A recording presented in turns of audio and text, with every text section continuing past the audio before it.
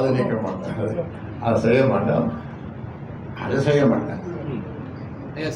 தலைவர் மாற்றப்பட்டாருன்னு சொல்லி தேர்தல் ஆணையத்துக்கு தகவலோ அல்லது கடிதமோ கொடுத்துருக்கீங்களா? தலைவர் மாற்றப்பட்டிருக்காருன்னு சொல்லி முறைப்படி தேர்தல் ஆணையத்துல அந்த தகவலை சொல்லணும். அதெல்லாம் ஒரு சடங்கு செய்யத்தான் ஆகணும். நாங்கள் ஒன்றும் இப்போ இந்த சிக்கல் போய் கொண்டதுனால ஏதாவது தேர்தல் இருங்க, இதுக்கு ஏதாவது ஒரு தீர்வு, நல்ல தீர்வு அளந்து இது முடிந்துவிடும் என்ற ஒரு நம்பிக்கையினாலே அதை கொடுக்கல.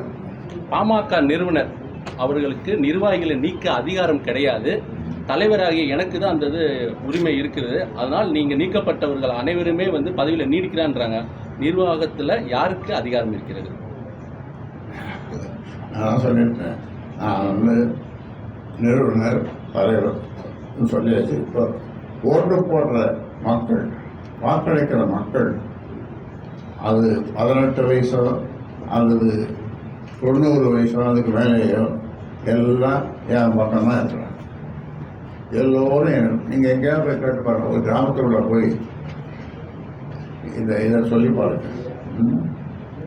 அது எனக்கு ஒன்றும் பிரச்சனை இல்லை, எனக்கு மக்கள் தான் முக்கியம், நாடு தான் முக்கியம். நாட்டு மக்களுக்காக பாட்டாளி மக்கள் கட்சி ஒரு சாதிக்கான கட்சி இல்லை.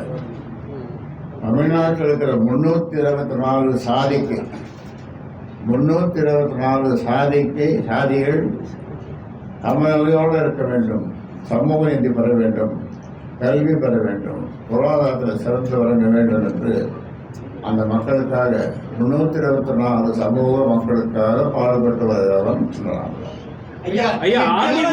அதிமுக பேச்சுவார்த்தை கூட இந்த மாதிரி